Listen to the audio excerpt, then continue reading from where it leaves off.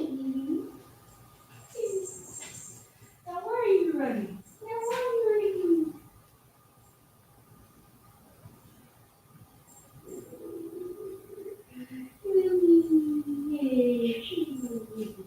All right, you guys. Keep doing good.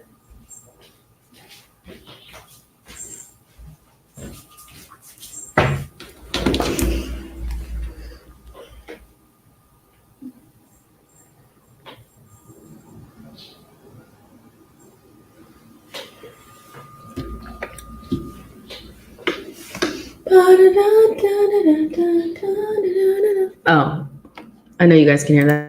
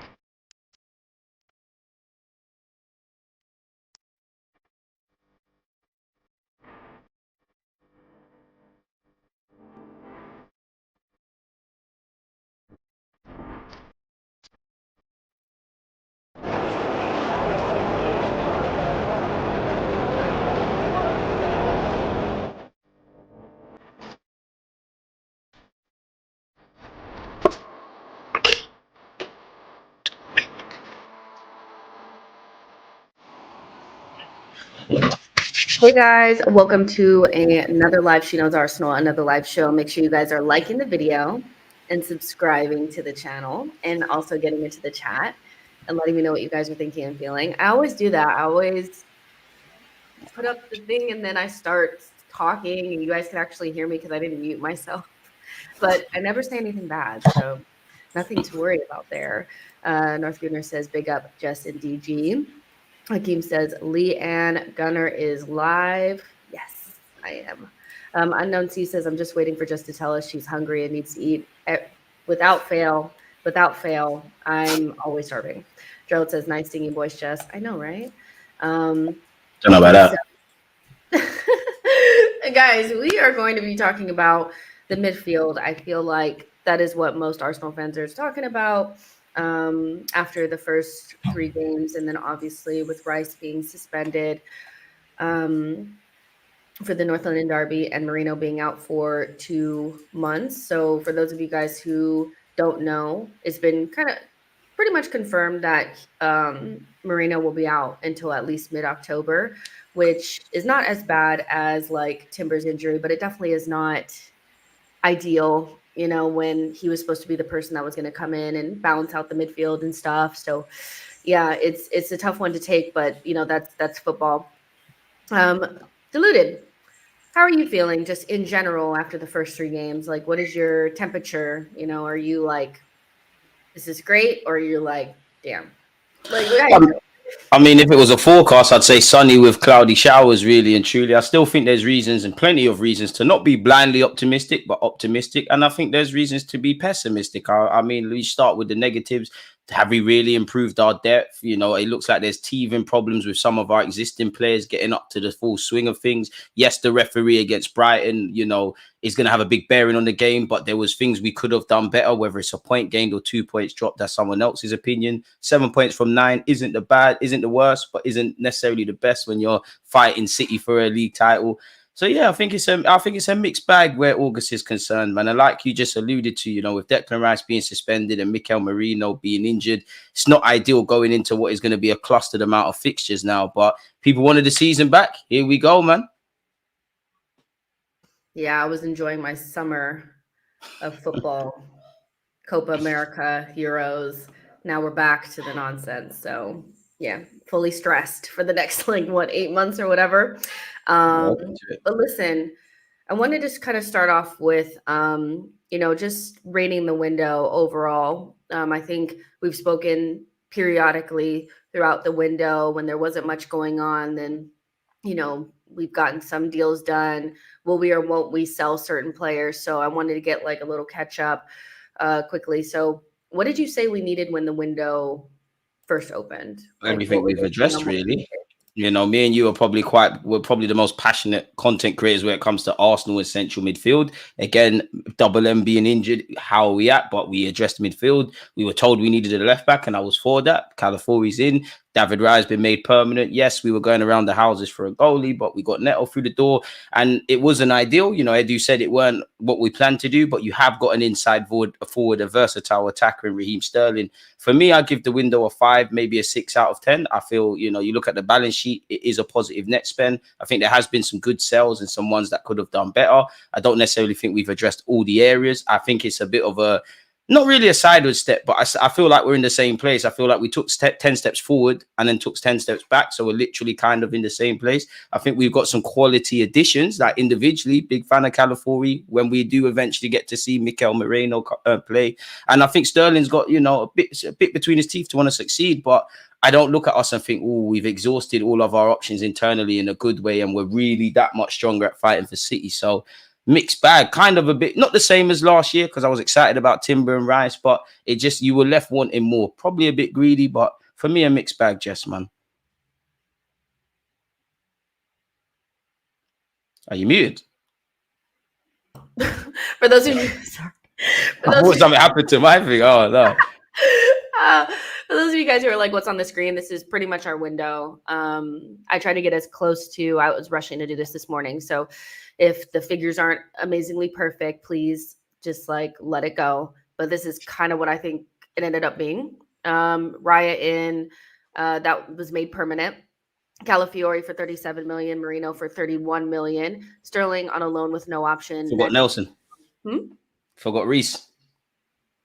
Reese Nelson, Fulham. Like, there must be a loan fee there. Yeah, I forgot all about him. Can't blame you. Everyone forgets he's at the club, myself included. Man. Tells you, it's poor Reese, man. Poor Reese, man. Yeah. Just pretend Reese is in here. But Nketiah, Smith Rowe, Ramsdale, Lakanga, Tavares, and Reese Nelson. So we did pretty good on the outgoings. Pretty like standard. I think it's better than we've kind of ever have done. But in reality, most top teams get this level of sales. So, we're just catching up. And we didn't really spend that much. So, yeah, that's pretty much what our window was. But what was in your what is the biggest question we left unanswered in this window? A long-term attacking option, like big up Sterling. I'm sure we'll speak about him at length, and I'm sure he can help us for the year. But you don't have that long-term versatile inside forward or a striker. I wanted 2 central midfielders. Probably naive to think you're going to have Merino, Partey, Jorginho, Declan Rice. But I would have liked 2 central midfielders. I'd probably say that really, and indirectly, a bit of an unpopular decision.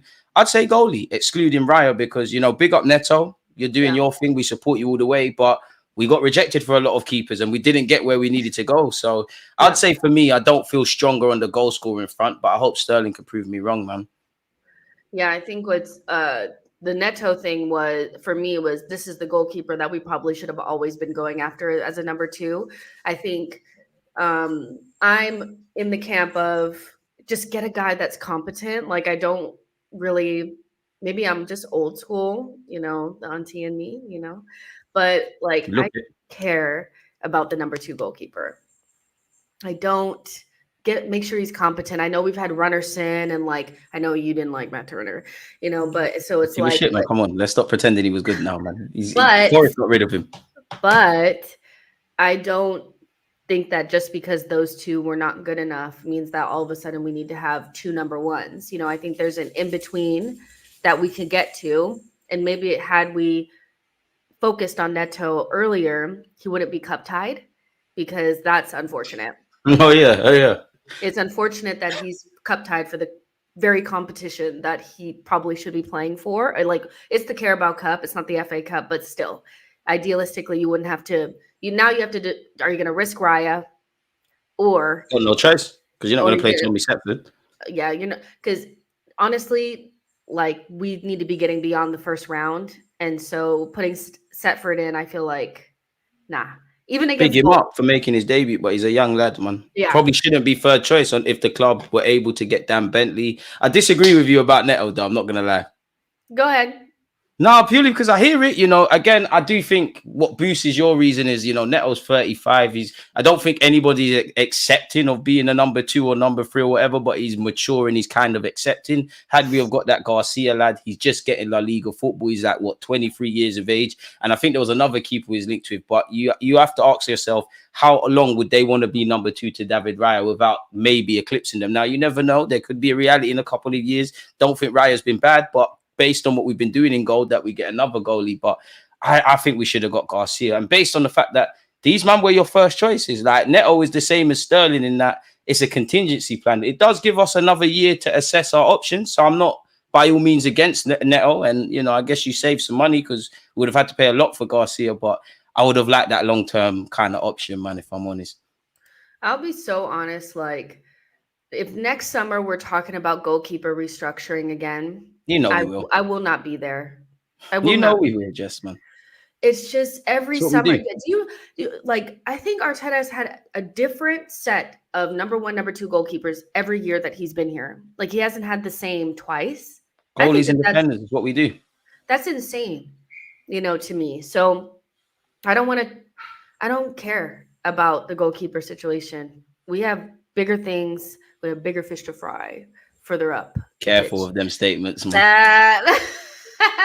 All right. Careful. So let's get into just the individuals really quickly. Like, Sterling, is he an underwhelming signing, or is he underrated?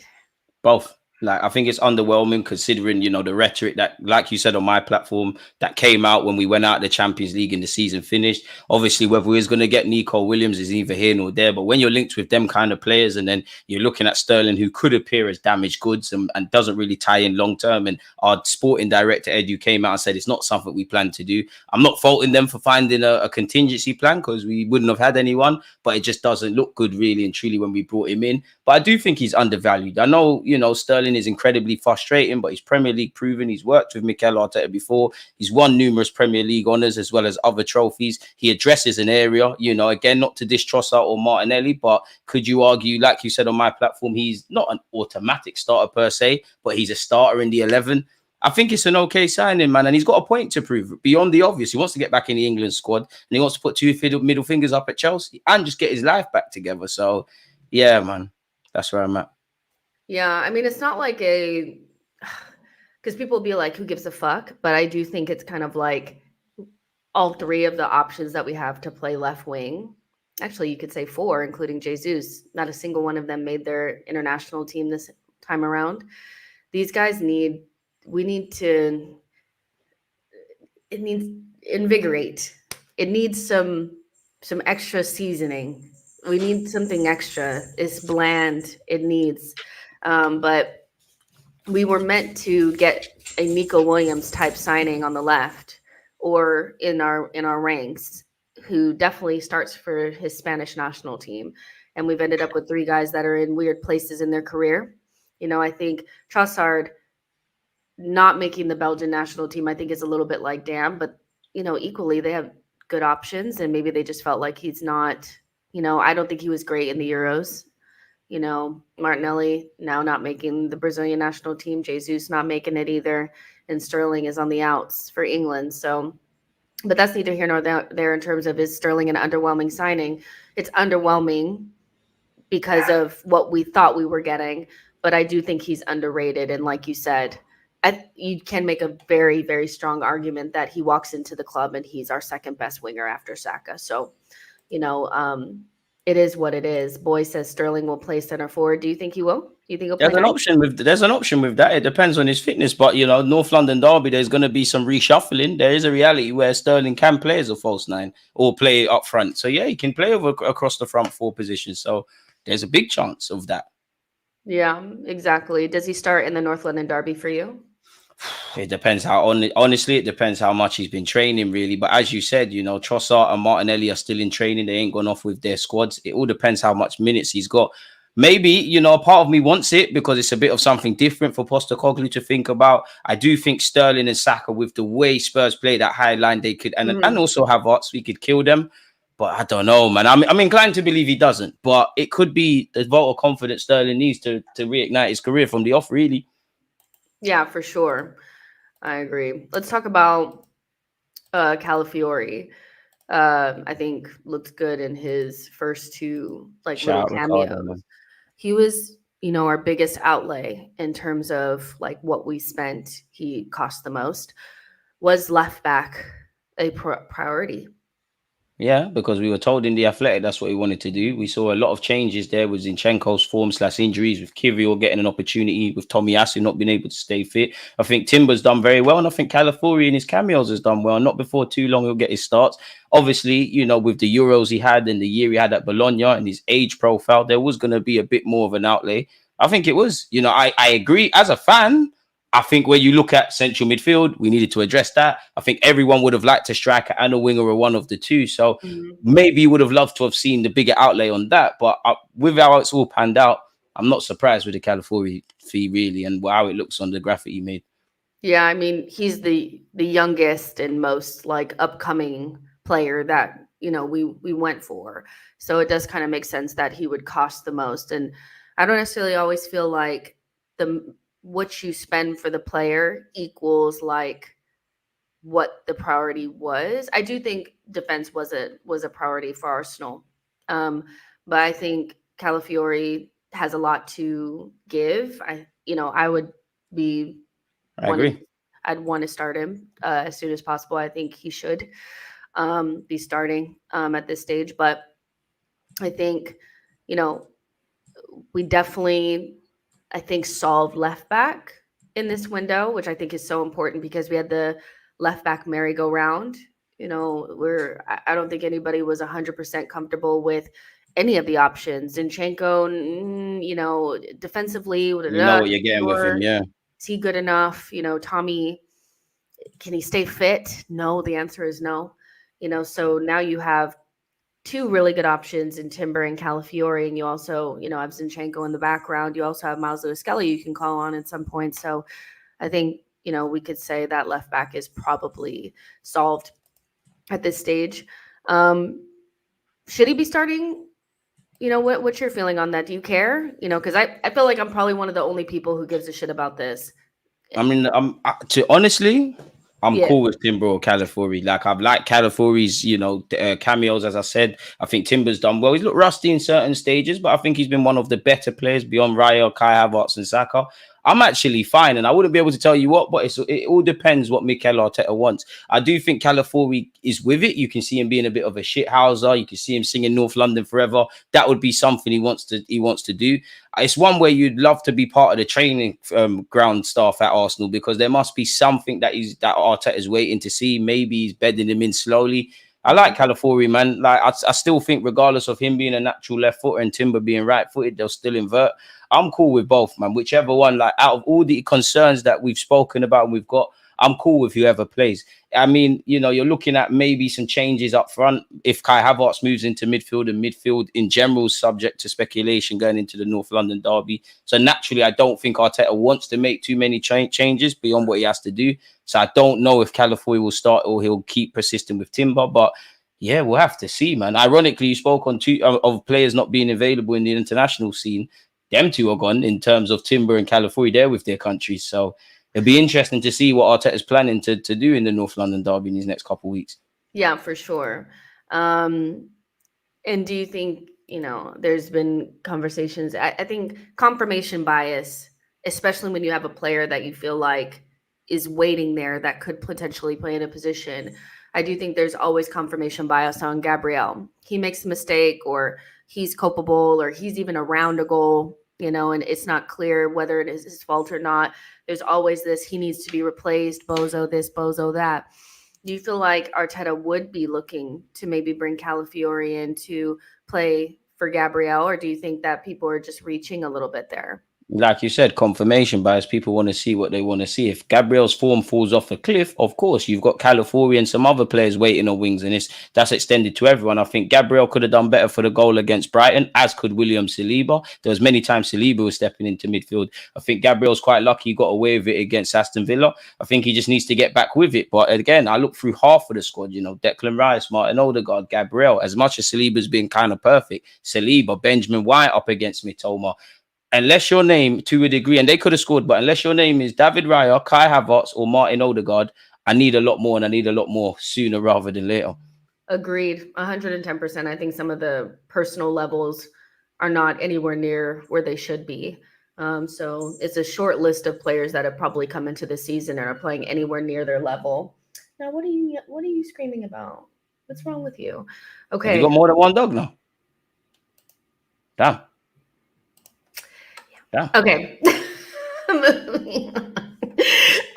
So Merino, I want to move on to Merino because, he was supposed to. It's interesting because some people feel like he's just a stopgap, or some people feel like he would have been a starter. What was your feeling on? Do you think that Merino would have played against Brighton had he not got injured? Do you think he would have started that game? I don't think he would have started, but I think, you would have played some minutes. I would have thought, you would have, as the season went on, naturally, I think you and Declan Rice would have become our first choice pivot, and then kind of make Partey a replacement kind of option, and kind of like replace Partey before he needs replacing. But Mikel Merino's now injured. We're going to have to wait until October, the very least, to see that. 100%. Let's see. I have like a little outline for the first time in like a long time, so I'm like, oh, this is professional.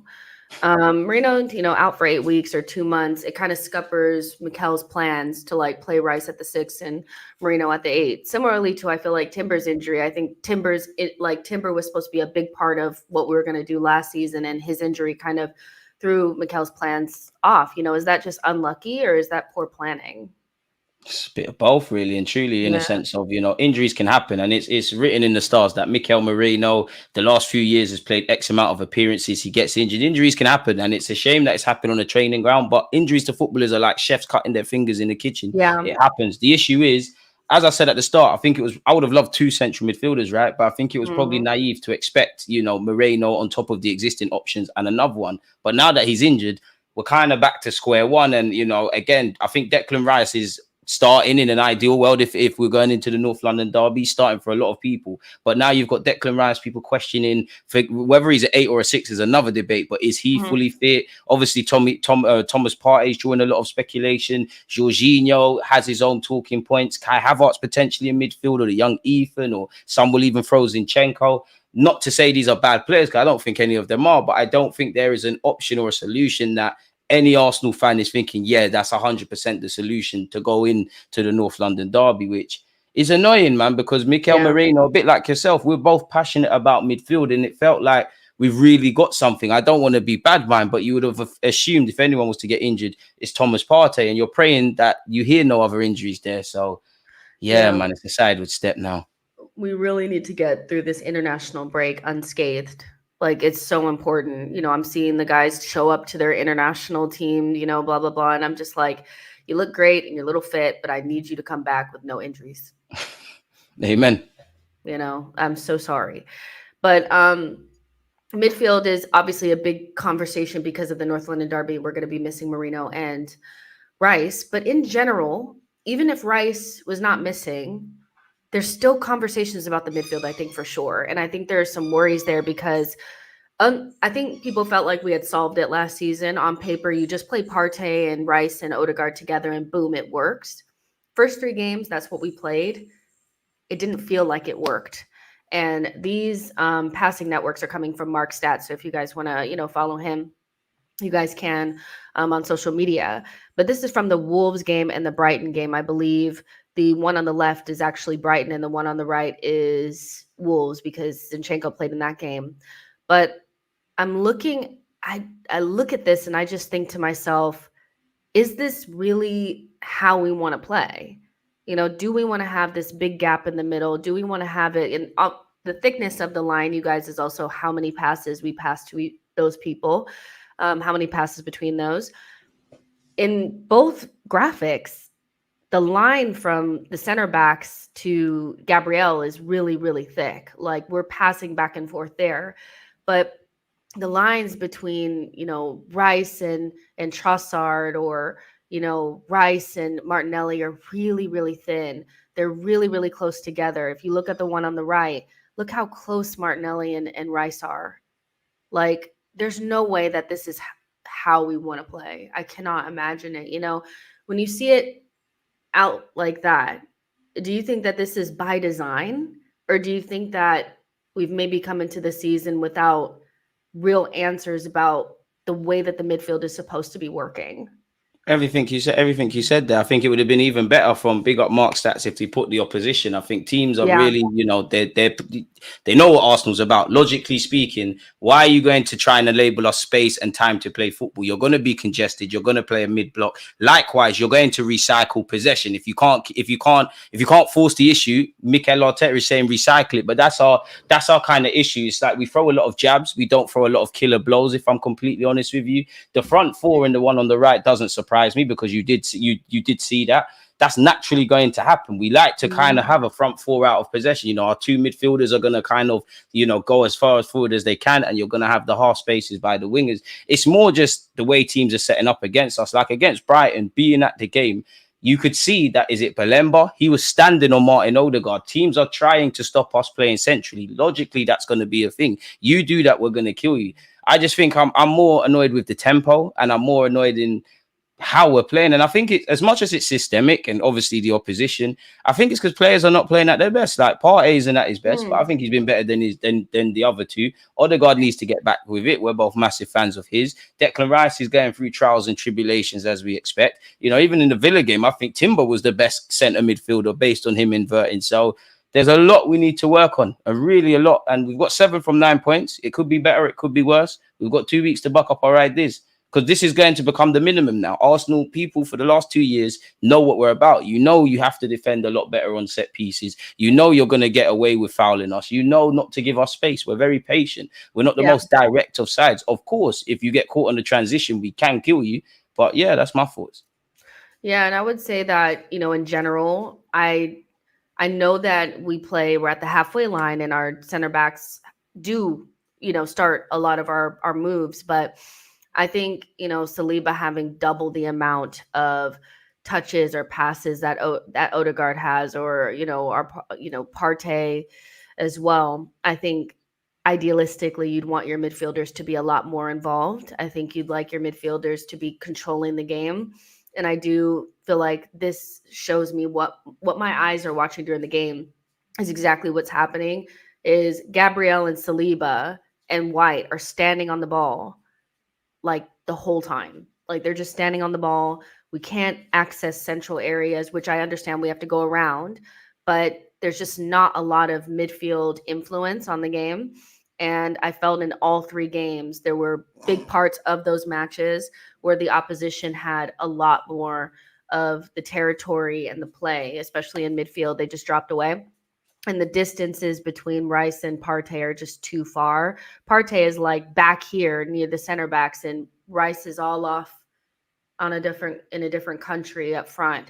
And I just don't think that does anything for us to create any superiority in midfield. I know we have somebody always inverting, but it's just a very strange thing. And I think overall, my feeling is, we've only had one balanced midfield since we've been challenging, and to me that was the Granit Xhaka, Partey, Odegaard midfield. That still required somebody inverting, but I think we should have some of these things solved by now. We've come into the season with an imbalanced left-hand side. It does not function. Martinelli still does not look anywhere near his level, and I know that some of that is him, but some of that is also the way that we play. And the midfield is just so strange, So if you're Mikel Arteta going into, you have the international break and you're sitting there and you're thinking, what am I going to do? What would you do to make the left-hand side tick a little bit better and also make sure our midfield is more dominant, besides just the knowing that our players need to play better individually? Like, we know that, and some of our players have not even showed up yet. Probably need to get Jorginho in. Okay. Probably need to get Jorginho in. If you want to connect the dots, Jorginho is the one player available that could kind of do that. Now, of course, the players need to move the ball quicker. And I'd say, based on what I've seen, the players are sticking to the script. They can do a lot better. They must do a lot better. And when the time comes, force the issue a bit, if I'm completely honest with you. We know a lot of our players, very few of all the Arsenal players have the ability to run in behind, but they all want to come towards the ball. And apart from probably Saka and Martinelli, more so Martinelli, who are told to kind of hold the width. So I'd just say play with a lot more intention. And then I look at it, you need a Jorginho. Of course, Rice is playing in that further 8 role. He's irrelevant where Spurs is concerned. But that's what I mean. How much blood can you draw from a stone, really, where Declan Rice is concerned? I think he had his best season in terms of output last year. I think he's given a good job at the 8. I think he can play as an 8, but it's not him. You're not going to wake up and he's Paul Scholes or Michael Carrick. He did not become a professional footballer for his eye of the needle passes. He's a ball-winning midfielder, essentially. Take nothing away from him, because even if he was playing as a 6, there's still certain elements you would have to do. But I think the way I'm just looking at this graph, I think Jorginho helps be the link between Benjamin White, etc., all on the ball for far too long. But even that, Jorginho's in there, a bit like with Partey. You look up and there's not really options. So I think Arteta has to go back to the drawing board and find a way for our players to have passing lanes. Because there was a point where last season where literally a bit like City, every Arsenal player had about 3 options. You could go forward, you could go backwards, and you could go sideways. I don't always think that's been the case in the 3 games I've seen so far. Agreed, 110%. Io, thank you so much for your super chat. Io says, would you take Rabiot on a free short term? I mean, right now I'm a bit desperate, but no. I'm very desperate, obviously, because what we're talking about, but myth. Yeah, no, myth. Yeah. Good player, though, but myth. Yeah, I think he doesn't solve any of the things that, once Merino comes back in 2 months, you have a redundancy there. Like, I don't think he adds anything different. One thing I will say that I've seen people bring up is our lack of ball carriers. And I'm hoping that, like, I know we're not going to do it because Jorginho and Partey leave. We're going to try to replace that same position, but we don't have any answers outside of like our patterns, kind of. I wish we had some more ball carriers, or at least Arteta allowed our players to carry the ball just a little bit more. Rabiot doesn't do nothing different to what the players we have now do, so it is what it is. Actually, MLS is a good ball carrier. Is he not? Yeah, he is. Big up Lewis Skelly, man. He is. But it's a big ask asking them to come in the North London derby. Yeah. So you saw a couple of mistakes in the Emirates Cup. You're against Winery in the North London. I'm not against it. At the end of the day, there's never an ideal world to play these young players, and they've earned the right to be in contention. Yeah. I just personally wouldn't lean towards it in the North London derby. You could argue that being young, being naive, that could be a benefit.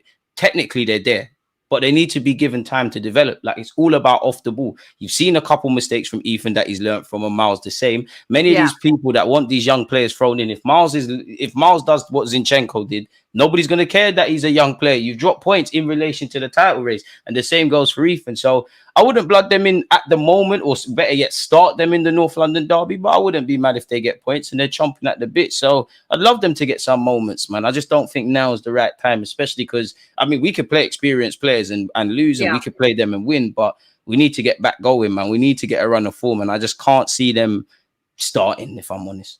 Yeah, I can't see them starting either, even though I think I feel a little bit differently than other people about, like, I'd rather Ethan at the moment just because he plays further forward. I'd rather Ethan for sure, but there's never going to be an ideal scenario to bring these players in.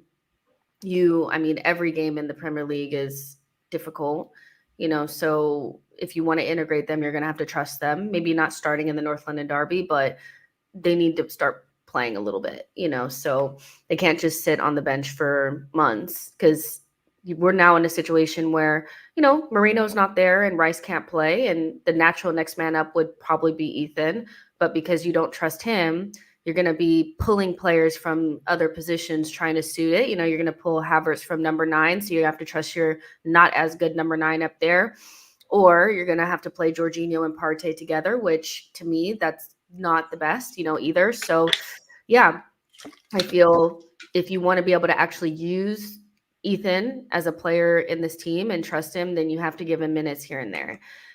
In the Premier League and games that obviously every game means everything to us, but that's just the situation that we're in. Ilmatic says exactly. Odegaard and Saka will be targeted even more this season by all teams. They go down, it's over. And that's why the left-hand side needs to be a lot more functional for sure. Derek says Rice doesn't participate in build-up phase. As an 8, we lose creativity. And Theo says City are resting Rodri and Foden.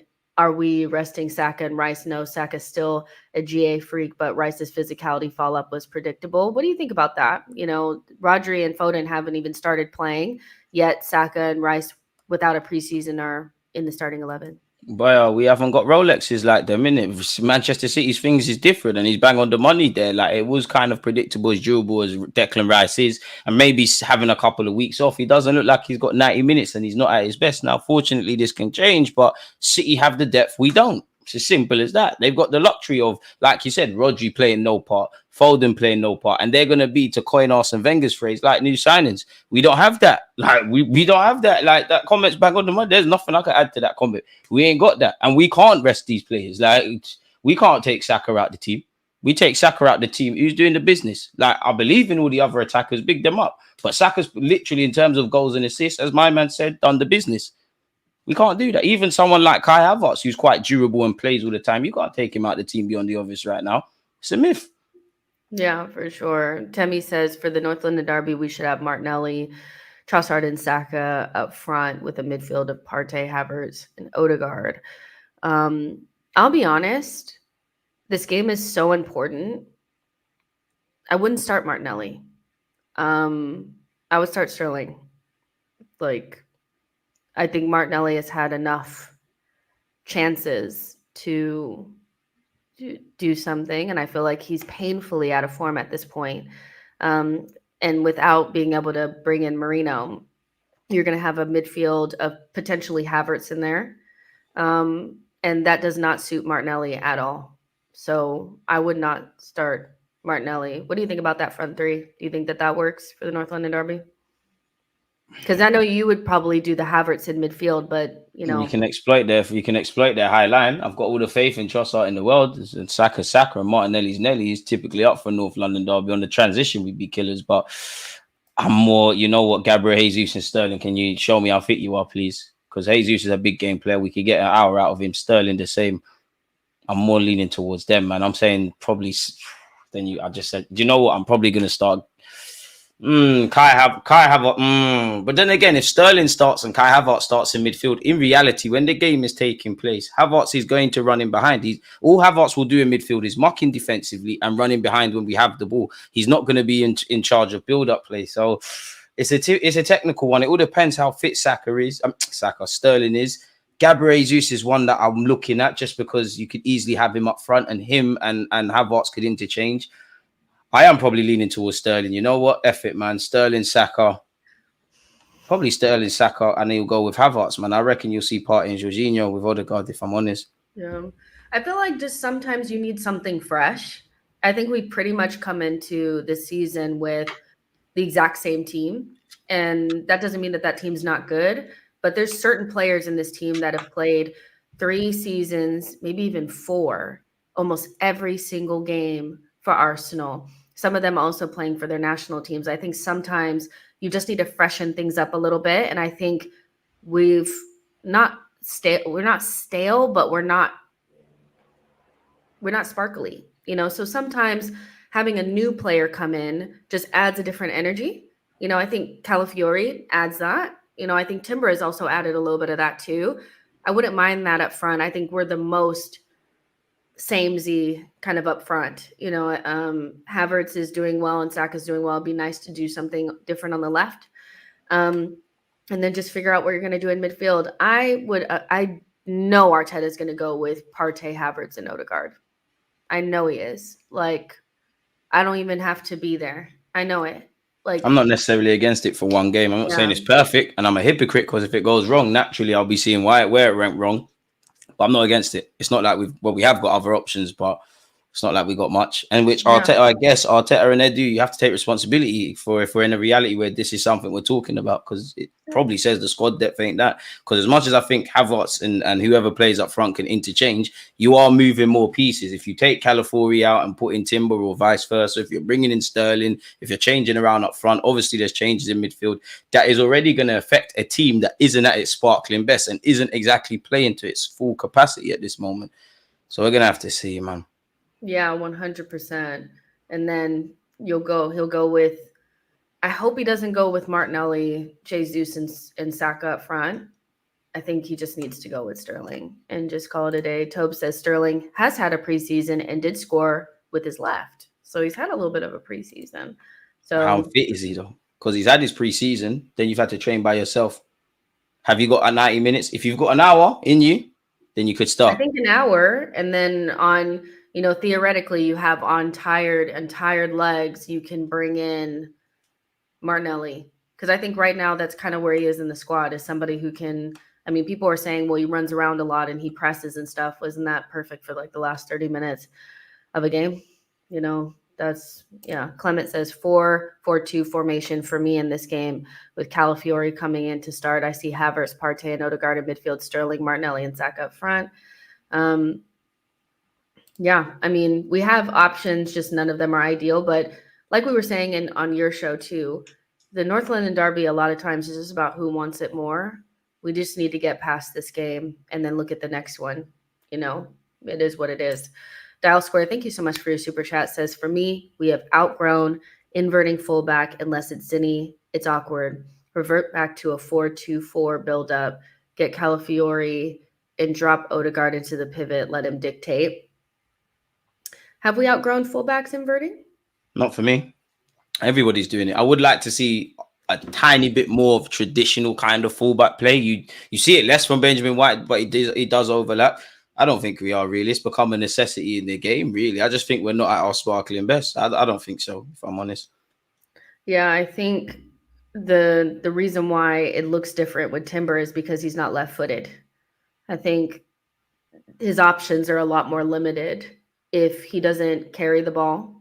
Because, I mean, as the opposition, I know I'm just gonna keep forcing him to the side that I know he's never gonna pass it up the line. He's not gonna pop it with his left foot over the back line into the channel. Like, he's not gonna do any of that. Like, he's gonna try to find somebody to pass inside. So I think we're just more limited with Timber inverting. But also he's trying to get back into form. But equally, I just feel like just play Calafiori and just call it a day. And I'm probably unpopular opinion on this. I don't like Odegaard dropping deep and dictating play. I like him higher up because I feel like there's nobody else creative in the team. And so you ask him to drop deep, and then you're also asking him to go forward. I'd rather him be in the pockets. But some people like him dictate. He can do that because he's so good. But I feel like it's just a Band-Aid for a bigger problem. What do you think? I think you said it there. It's a band-aid for a bigger problem. But in an ideal world, I think you rob Odegaard. If you remove him from being in and around the opposition's penalty box, Mhm. you do rob him. But I think you give the team greater impetus. And I disagree. I actually think Martin Odegaard's got a lot more greater impetus to give this team in an ideal world. But it goes back to what me and you've been saying all summer in the course of this live stream, in that, the inconsistencies in central midfield. You're never going to see the best of Odegaard, in Yeah. my opinion, in that regards. I think Odegaard needs the freedom to pull out to the right, to drop deep, to get in behind, because he will still get goals. He was doing a bit of that last season. So, yeah, man, Odegaard's a big player. But even that, Odegaard, you got to get back with it. You should have 2 Premier League goals this season. I'm more Yeah. onto you for the one you missed against Villa than necessarily the Brighton one. But another one that needs to get with it. He normally takes a while to get going, but we He need to needs get that going now. cold weather to kick in. I Yeah, always feel like it's hot, we he's need not them to get playing going. well. Yeah. Fair. But equally, I don't want to make excuses for Odegaard either. Like, he may be my favorite player, but I've been very underwhelmed by his performances. And I also think him, I mean, people are saying he got injured, in that Brighton game. But equally, if he wasn't, if it wasn't just for the injury, which I'm not sure 110% it was, I think your captain coming off when you have 10 men is not a great look, but It's true, but to be fair, it had to. That was it. Systemically, Odegaard is probably the easiest one to pull off down to 10 men. I agree with it though, but I think tactically it's just something. It's just the most obvious one to make. I don't know. I don't know. Says Timber has to play in midfield. I think when you start talking about can Timber play in midfield, can Zinchenko play in midfield, I'm already feeling like, pulling fullbacks to play midfield is like not a thing. But I mean, you said on your show that, Timber in midfield maybe is a thing, I mean, it's got to be somewhere down the line a shout, really and truly. I mean, it's very different, but if you're doing it in inverting, it's got to be some sort of option. And it looked like in the Brighton game, Benjamin White at one point towards the dying embers is playing in central midfield. So if we get into that scenario, if there's another injury or two, God forbid, then you're gonna have to try something. Really, I know he's never done it at Arsenal, and I definitely don't want to see it. But when we signed Kivio, a lot of fans went to do their research and were waffling there. Oh, he spent a year playing in midfield for Spezia. You're getting into that territory where you start speaking about Timber, Zinchenko, and these guys. I prefer Timber to stay at fullback, but Arteta's got to find some sort of solution around this. And I would say, like, ultimately at the bare minimum end of the day, even if we have these structural issues, which we do, if your individual performance level is much higher than what we've seen, I think the results will still be there. It won't be our sparkling best, like you said. I think we have a clear limit to how well we can play with some of these issues, but I think the level of performance has been too low, so if they want to win the title, they will beat Spurs away.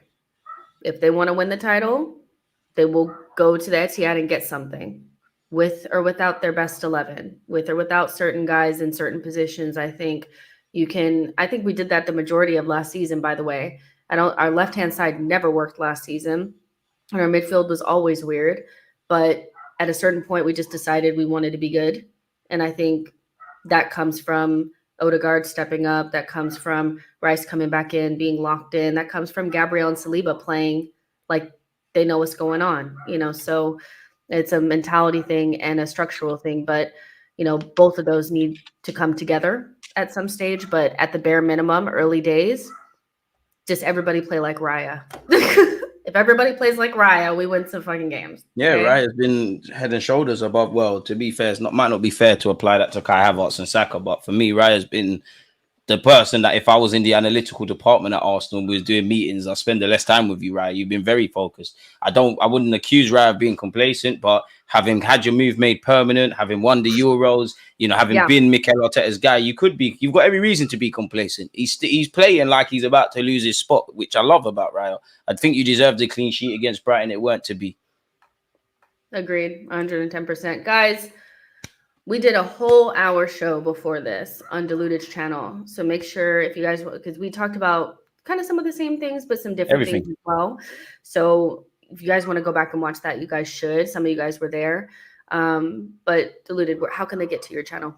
Just type in Deluded Gooner 04 or Deluded Gooner on YouTube and you'll find me, man. So yeah, if you're not bored of listening to my voice, go and check out the video I did with Jess, as she just alluded to, and all the other content, really. Yeah, guys, make sure you guys check that out. We are going to go ahead and get out of here. Thank you guys for everybody who super chatted and everybody who just got involved in the conversation. We had to do a quick one, but I need to get out of here. But make sure you guys like this video, subscribe to the channel, go to Diluted's channel, do the exact same thing, watch our show that we just did, and we'll see you guys in the next one. Bye, guys.